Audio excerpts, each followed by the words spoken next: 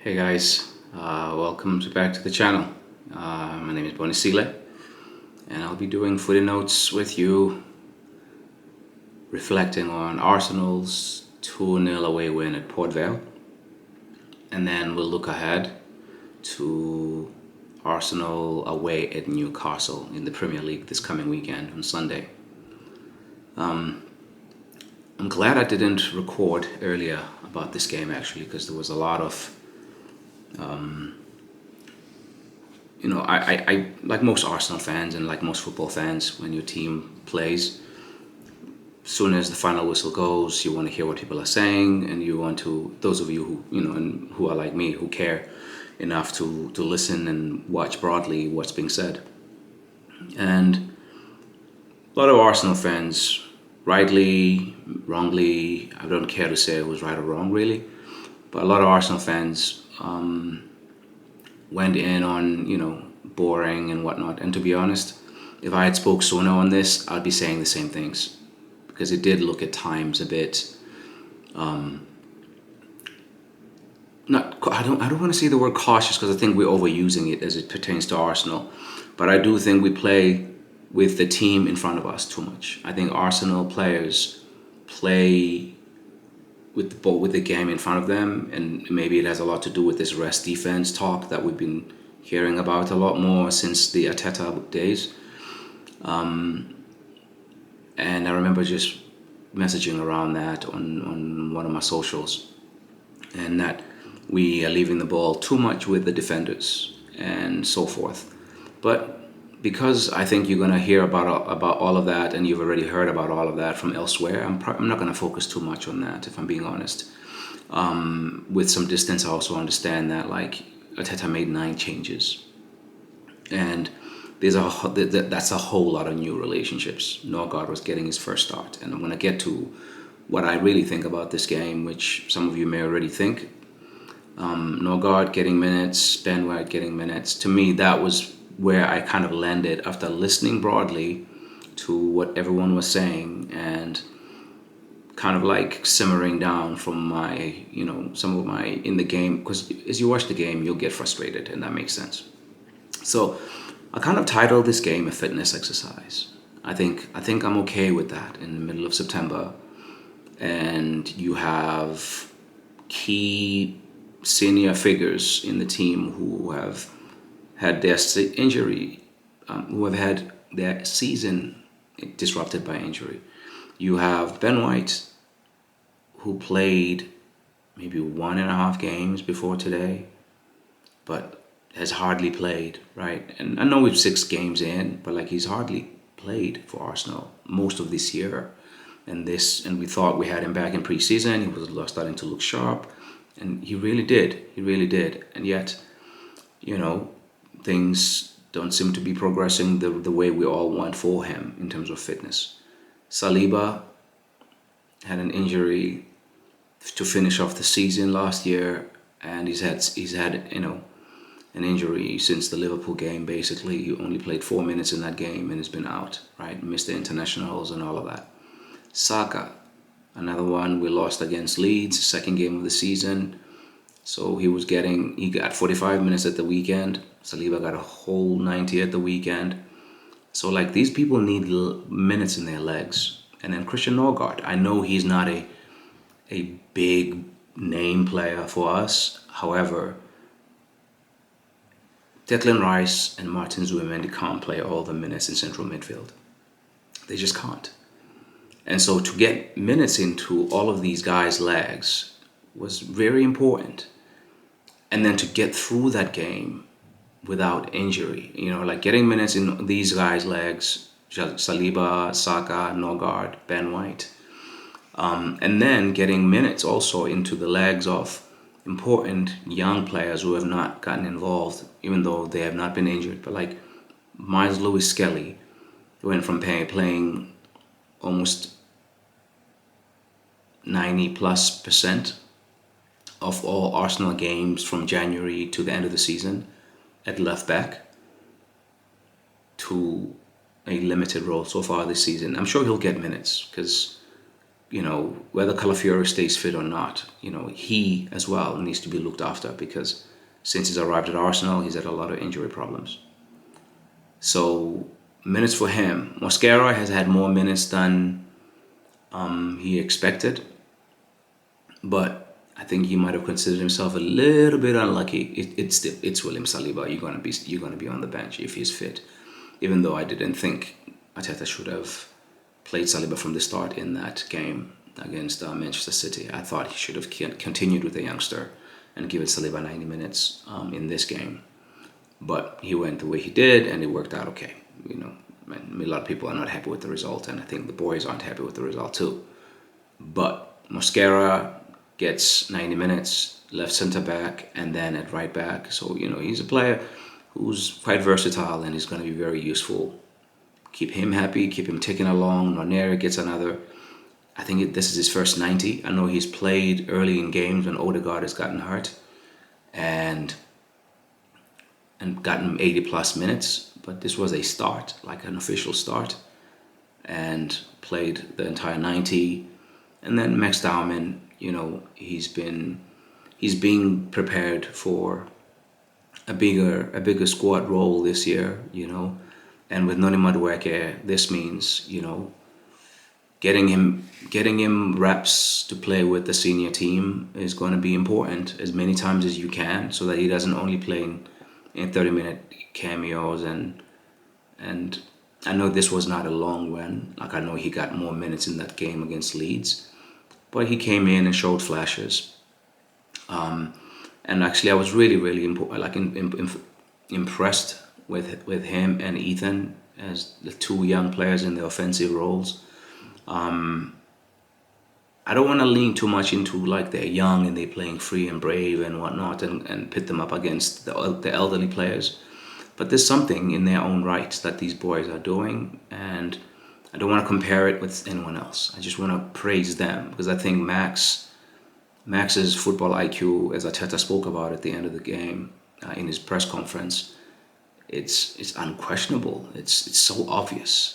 It's so obvious, and I don't even think I need to talk too much about this kid, because I think it's all there for all of us to see. I'm not breaking news here, but the key interesting piece about him is basically his development from a point of view of like the outside of the pitch stuff. Teta spoke about his adjustments in his diet, sleep patterns. His schedule has changed dramatically. And so, working with him in terms of just existing in a world of professional life with grown people, it sounds like he has a good team around him, family-wise, and Arsenal is obviously no rookie at developing young players.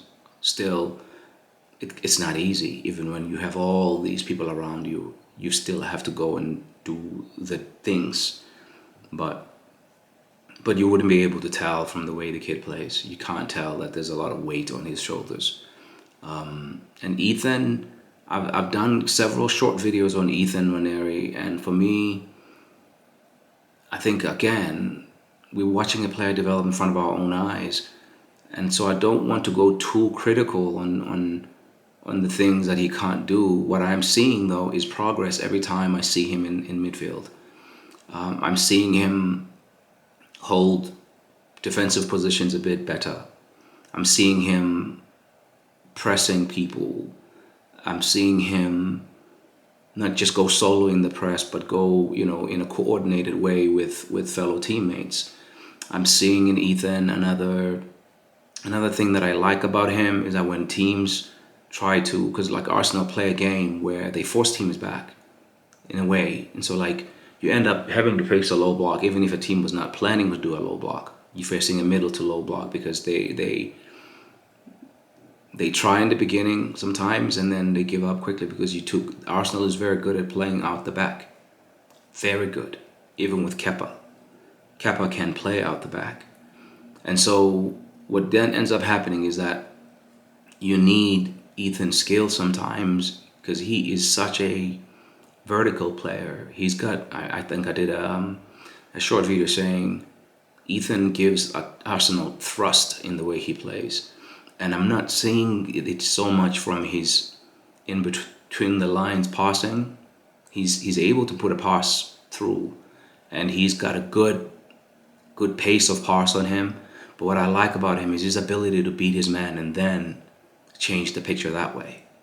Almost like what Declan Rice used to do at West Ham, but Ethan does it with a lot more elegance, in my opinion, because he's like a shorter guy, more silky. Whereas Declan Rice, as talented as he is, his gifts are very physical, but he's not the most kind of like silky player, right? Like Ethan, he's just got a nice little thing about him. You know, he kind of reminds me of little players like maybe a Modric when he was younger, right? Like, or sometimes like Thomas Rosicky. You know, if Thomas Rosicky never got too many injuries, we would have seen a lot more of what we see in Ethan, for example. And I hope Ethan becomes a player like Rosicky in a way, because he's a number 10-8 kind of player with good dribbling gifts. And what I'm also seeing in Ethan finally is him like really standing up to challenges. You know, he can push people off now in a way like Miles used to do when he was playing at left back at you know, similar age, but like the physical profile of Ethan is changing quite a bit.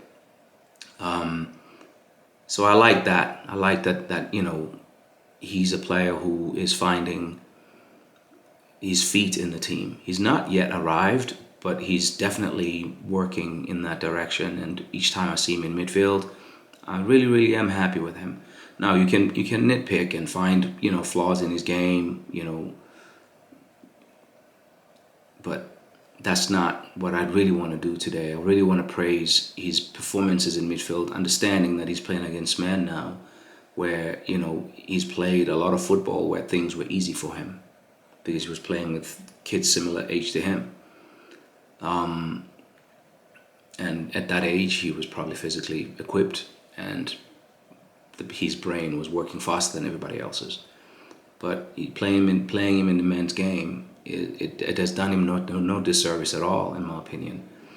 And I do see the fluency issues. I don't think they are not there. However, I think there are some obvious explanations as to why we're seeing fluency issues. I think, you know, like I said, 9 changes and then the injuries have been disruptive, guys. Like, we've had lots of injuries like that have disrupted this team. And this is the first game, if there's no injuries again, you know, from this game, it's going to be the first game Arsenal has played in England that hasn't led to an injury. There was a close one with Bukayo Saka. We would also not like to have seen that challenge. I don't know, you know, I think he saw an opportunity maybe to go and, you know, steal the ball and go on a counter-attack, but I would have been happy if he had just been more self-preserving in that moment in his approach. But, you know, it's a high-intense game and footballers are competitive people, and at that level, I don't think there was only one thing in his mind. He saw a chance to go get the ball and go score. And so I kind of have to respect that. I kind of, you know, like even though as a fan, the fan in me was like, oh my God. And he was like in pain, visibly. I thought, oof, have we lost him in this game? And I could hear, you know, all the talk from lots of Arsenal fans, like a lot more influential than me, about like, why was he on the field? We should have taken him off at half time, and you know, and all the rest of it. But it seems like he got out of there okay, and that it was planned that he would come off at around 60-something minutes, and that's all he did. And mixed time and came in, and it was a good game from that vantage point. And that's kind of like the good news for me in this game. Things that I liked about this game is that people got a proper run out and against a team that was actually trying to beat you. So it was, and they played at a practice pace, because to be honest, like, I don't blame them with the injury luck we've had, but at the same time, you know you're better than this opposition. You don't need to overexert yourself just so you can say, yes, you played scintillating football and whatnot. Like Newcastle did the same thing yesterday. I mean, they were playing at home and they got 5 goals. But I don't know if that's going to give you a confidence boost. Maybe it does, maybe it doesn't. And I'm glad Victor Gyökeres came on later on in the game and that Merino played. I would have hoped Martinelli played instead of Merino in that forward position, and would have seen Merino in the 8 again, because I want to see him there against Newcastle. And I would like to see Martinelli, while we don't have Kai Havertz for another couple more months, I would like to see Martinelli do a bit of timeshare with Gyökeres. I think that best suits Martinelli's skill set in this current rendition of Arsenal. And I think Victor can't play 90 minutes every game. You know, we're playing every 3 days until the next international break. Where would I like to see Merino against Newcastle? In midfield. And I think we should probably, I'll get to the lineup for Newcastle in a little bit, but like, I like that. I like that we got minutes into people's players and people's legs, and no injuries. We also kind of got to see a team structure that probably resembles a little bit what we're going to see at Newcastle, like a 5-4-1 shape. Eddie Howe has been known to be shamelessly defensive, you know, in games against Arsenal, and go kind of like Route 1 football. He has really strong athletes. This kind of like segues me into, I guess, the Newcastle game a little bit. And I would like to think just through the lineup of what I would like to see based on what I know. And yeah, so like from what I thought, to be quite honest, I think if Timber is fit, I think Arteta should go with the same back five as he did against Manchester City. Don't change that defense just yet, you know. Go for, Timber right back, Saliba and Gabriel at centre back, and then left back Calafiori. And then in midfield, I think, to be honest, I really, really think it's good to go with the same midfield that he started with against Man City. I think Merino should start, but in the left 8 position, not as a 10. I think it should just be a flat, like, 3 that kind of rotates, in my opinion.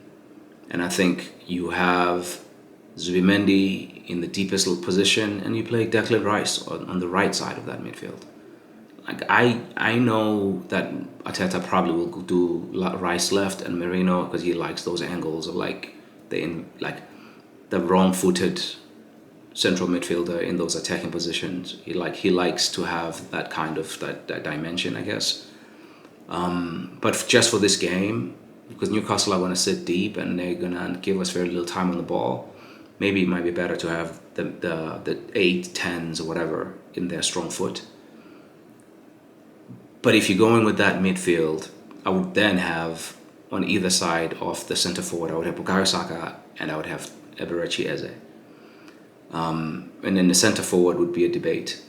And if you want to go with the workman-like midfield, I wouldn't be mad at Trossard at centre forward based on his form, and also just because he would give us control of the ball.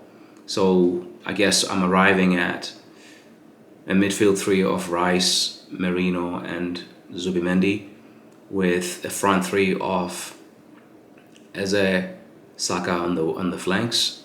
I would prefer Martinelli, but I don't think Arteta will play Martinelli there. So I would go Trossard at centre forward, because Gyökeres has been playing every 3 days, and he's hardly had a pre-season, and I think we're asking a lot of him.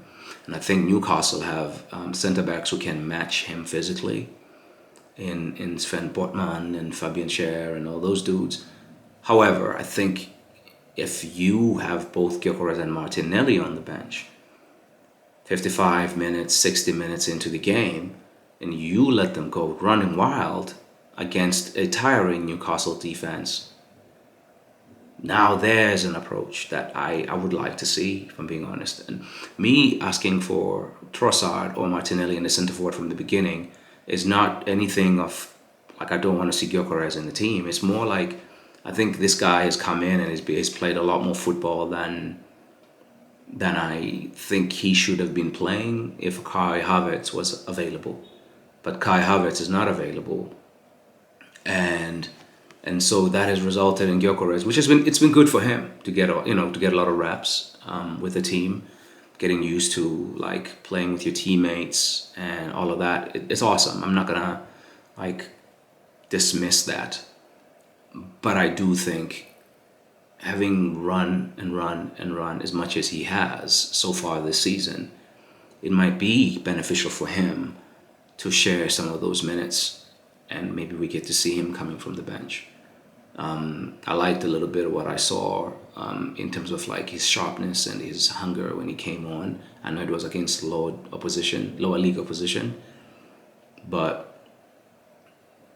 he didn't take the chance that Max Darwin created for him. But I do like that he was intentioned to make that run almost before the pass was played, and he got himself in that position.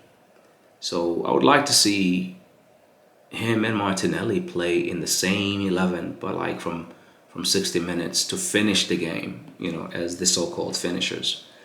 But what I think Arteta will do probably is same midfield as I said, but I think Rice would be on the left and Merino would be kind of like the highest of the three midfielders behind Gyökeres. I think he'll go with Gyökeres, and I think Saka will start because if Saka is fit, Saka starts. And Eze will probably play on the left. There's a chance that Odegaard comes back for this game. If I'm being honest, we brought him back the very first game. He said he could come back from the start after the international break, and this shoulder thing happened again. Newcastle are a very physical team. I would let him set this one out, not entirely, but maybe play him at the end. I don't think he will pick Ethan. I do think Ethan would be good in this game, but I don't think Arteta would go with him in a hostile away ground like St. James's Park. But we'll see. Like I think for me that would be my 11. Same back four, same midfield. Just change the centre forward and the left, like basically the front line, because Saka didn't start the last game actually as well. Nani started. So I would bring back in Saka and I would bring back Eze. And then that way you bring your creative balance that way. You have. And then for me, the reason I would go for Leo or Martinelli ahead of Gyökeres is because he's played a lot of minutes. And these other two guys will probably give us better ability to press. And if you say them, you got a 60-minute job here or 45-minute job, run as much as you can, because Victor will come on and do the same. That might be a good way to do it, but I don't think the manager will do it that way. But we'll see. Let me know what you guys think in the comments section, and I look forward to talking to you over the weekend after the Newcastle game. Please like, share, subscribe, and do all those things that podcasters, YouTubers, vloggers like for listeners to do. Appreciate you guys. Cheers.